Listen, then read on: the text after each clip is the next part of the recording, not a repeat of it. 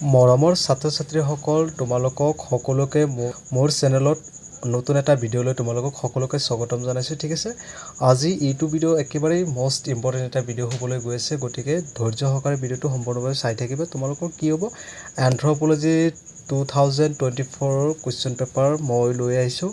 ঠিক আছে, ইয়াতে ফুল মাৰ্কছ দিয়া আছে 70 মাৰ্ক দিয়া আছে আৰু পাছ কৰিবলৈ কিমান মাৰ্কৰ 21 মাৰ্কৰ।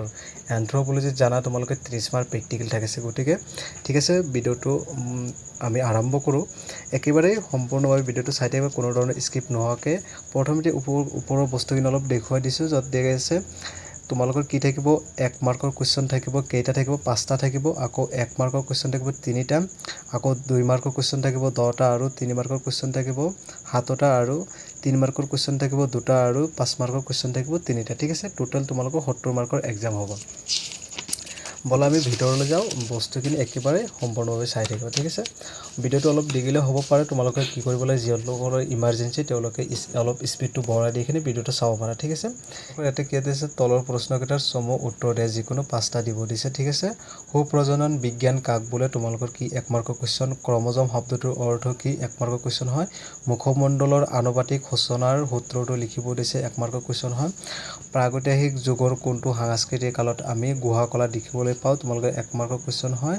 চলটেৰিয়ান কৃষ্টিৰ সঁজুলি নিৰ্মাণ পদ্ধতি কি আছিলে, 1 মাৰ্কৰ কুৱেশ্যন হয়। ঠিক আছে, আচলতে ইংলিছখিনি পঢ়ি দিব লাগিছিলে, কিন্তু ভিডিঅ'টো অলপ দীঘলীয়া হোৱাৰ কাৰণে মই ইংলিছটো পঢ়ি দিব বিচৰা নাই। ঠিক আছে, তোমালোকক অসমীয়াটো অকল কৈ দি আছোঁ। ঠিক আছে, উত্তৰ পূব ভাৰতৰ এটি পশুপালক জনজাতিৰ নাম লিখিব দিছে, 1 মাৰ্কৰ কুৱেশ্যন হয়। গাৰোসকলৰ মাজত থকা ডেকা চাঙৰ নাম কি লিখিব দিছে, 1 মাৰ্কৰ কুৱেশ্যন হয়। ইক'লজি শব্দটো পোনপ্ৰথমে কোনে উদ্ভাৱন কৰিছিলে, এইটো হ'ব আৰ্ণষ্ট হেকেল, তোমালোকক কৈ দিছোঁ।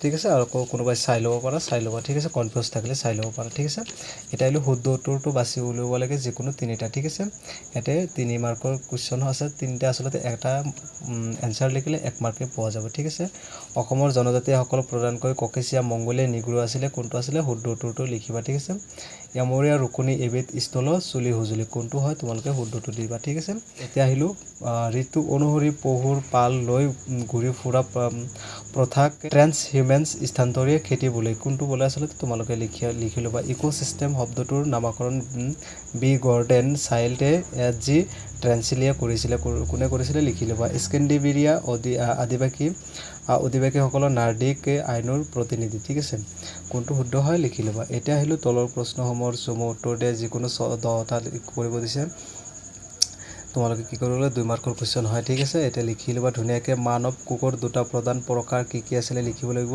মাইট'চিছৰ সংজ্ঞা দিব দিছে। জিন টাইপ বুলিলে কি বুজায়, উদাহৰণ দিব দিছে। আচলতে এনেকৈ কুৱেশ্যন আহিব পাৰে যে জিন টাইপ এণ্ড ফিন টাইপৰ মাজত পাৰ্থক্য লিখিব দিছে, সেইকাৰণে এনেকৈ চাই থ'বা কুৱেশ্যনবোৰ, সেইটো কুৱেশ্যন বৰ আহি থাকে। ধনাত্মক আৰু ঋণাত্মক সুপ্ৰজনন বিজ্ঞানৰ প্ৰধান উদ্দেশ্যবোৰ কি কি আছিলে লিখি ল'বা। প্ৰজাতিৰ সংজ্ঞা দিয়া বা সংজ্ঞা লিখা, এনেকৈ লিখি ল'বা। ঠিক আছে, প্ৰজাতি চিহ্নিকৰণৰ বাবে ব্যৱহৃত হোৱা প্ৰধান নিশকসমূহ কি কি আছিলে লিখি ল'বা।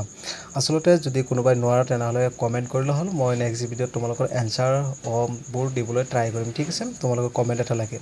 এপিটীয়া কাষৰীয়া ৰুকনি আৰু দুপিটীয়া কাষৰীয়া ৰুকনিৰ বিষয়ে কি জানা তুমি লিখিব লাগিব। ঠিক আছে, ধুনীয়াকৈ লিখিবা। সঁজুলি মানে কি, স্থূল সঁজুলি আৰু চুলি সঁজুলিৰ মাজত পাৰ্থক্য লিখিব। ইয়াতে কি দি আছে, সঁজুলি মানে লিখিলে কি, আকৌ স্থূল সঁজুলি আৰু চুলি সঁজুলিৰ মাজত পাৰ্থক্য লিখিব দিছে। যে উদ্যান কৃষি বুলিলে কি বুজায়, উদাহৰণ দি লিখিব দিছে। ঠিক আছে, নাঙল কৃষি ব্যৱহৃত 6বিধ সঁজুলিৰ নাম লিখিব দিছে। আচলতে নাঙলেৰে খেতি কৰা কেনেধৰণে কি ক্ষতি কৰে, আচলতে নাঙলৰ ব্যৱহৃত হোৱা 6বিধ সঁজুলিৰ নাম লিখিব দিছে। আচলতে সেই বস্তু ধুনীয়াকৈ লিখি লোৱা। গাৰোসকলৰ 4টা কৃষিভিত্তিক উৎসৱৰ নাম লিখিব দিছে। আচলতে গাৰোসকলৰ 4টা কৃষিভিত্তিক উৎসৱ থাকে, সেইবোৰ বস্তু ধুনীয়াকৈ 4টা লিখি ল'বা, 4 মাৰ্ক পাই যাবা। 4 মাৰ্কৰ 2 মাৰ্কছ পাই যাবা। অসমৰ যিকোনো 4টা জনজাতিৰ নাম লিখিব দিছে। অসমৰ যিকোনো 4টা জনজাতিৰ নাম লিখিব দিছে। প্ৰাথমিক উপভোক্তা বুলিলে কি বুজায়, ধুনীয়াকৈ লিখি ল'বা।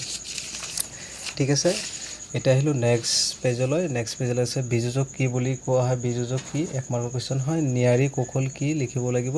তাৰপিছত তলৰ প্ৰশ্নৰ কেইটাৰ উত্তৰ সংক্ষেপে লিখিব দিছে, যিকোনো 7টা। মাইট'চিছ আৰু মিয়'চিছৰ মাজৰ যিকোনো 6টা পাৰ্থক্য লিখিব দিছে। তাৰপিছত দিয়া আছে কোষ বিভাজন বুলিলে কি বুজায়।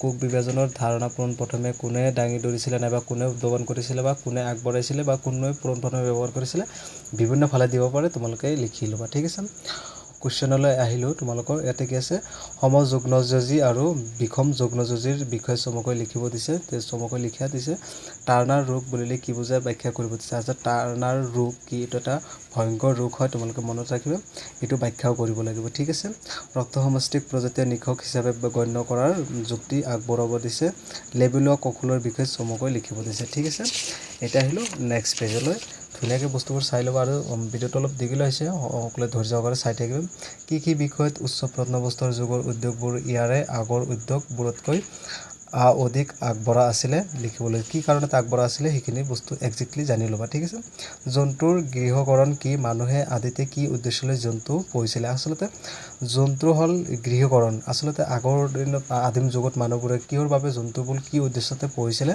ধুনীয়াকৈ এক্সপ্লেইন কৰি ল'বা নাঙল কৃষিৰ পদ্ধতিসমূহ কি নাঙল কৃষিৰ যিকোনো চাৰিটা বৈশিষ্ট্য উল্লেখ কৰিব দিছে গাৰোসকলৰ এতিয়া নেক্সট কুৱেশ্যনলৈ আহিলোঁ গাৰোসকলৰ সমাজ সংগঠন সম্পৰ্কে চমুকৈ লিখিব দিছে ঠিক আছে আও নগাসকলৰ বয়স পৰ্যায় পদ্ধতিৰ ওপৰতে এটা টোকা লিখিব দিছে যে বাস্তৱবিদ্যা কি ইয়াৰ অধ্যয়নৰ আৱশ্যকতা কি ধুনীয়াকৈ লিখি ল'বা ঠিক আছে এতিয়া আহিলোঁ 5 নম্বৰ কুৱেশ্যনলৈ চমু টোকা লিখিব দিছে যিকোনো দুটা লিখিব দিছে ঠিক আছে ডাউনৰ ৰোগ বা মংগোলীয়া বুৰতা ঠিক আছে জীৱমণ্ডল কিটচেন মেইডেন সংস্কৃতি ঠিক আছে এতিয়া আহিলোঁ মই নেক্সট পেজলৈ য'ত কি দিয়া আছে এনেকৈ খাপ খেতি বা বেদিকা কৃষি একেই হয় বস্তুবোৰ এতিয়া আহিলোঁ তলৰ প্ৰশ্নকেইটাৰ উত্তৰ দিয়ে যিকোনো তিনিটা দিছে ঠিক আছে উচ্ছেক শব্দটো পোনপ্ৰথমে কোনে প্ৰয়োগ কৰিছিলে উচ্ছেকৰ কাৰ্যসমূহ বৰ্ণনা কৰিব দিছে তোমালোকৰ ইয়াতে কি থাকিব আচলতে 5 মাৰ্ক দিয়া থাকিব এইখিনি ধুনীয়াকৈ লিখি ল'বা মেণ্ডেল কোন আছিলে মেণ্ডেলৰ বংশগতিৰ সূত্ৰটো বৰ্ণনা কৰিব দিছে ঠিক আছে 5 মাৰ্কৰ কুৱেশ্যন হয় প্ৰত্নপ্ৰস্তৰ আৰু নৱপ্ৰত্নপ্ৰস্তৰ যুগৰ সাংস্কৃতিক মুখ্য বৈশিষ্ট্যসমূহ তুলনা কৰিব দিছে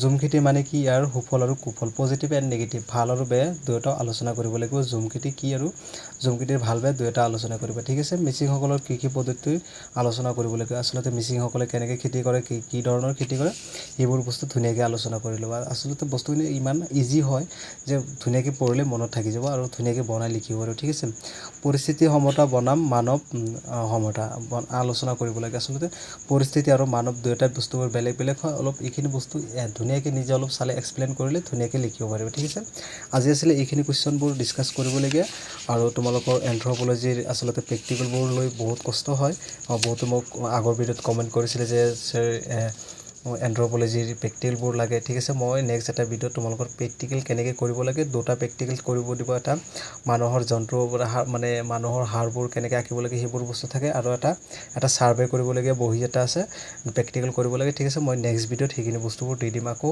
এন্থ্ৰপলজিত কোনখিনি বুজি পোৱা নাই মোক কমেণ্ট কৰিলে হ'ল আৰু এনসাৰ লাগিলে মই দি দিম ঠিক আছে আজিলৈকে তোমালোকে ইমানতে ধন্যবাদ জনাইছোঁ ভিডিঅ'টো ইমানতে শেষ কৰিছোঁ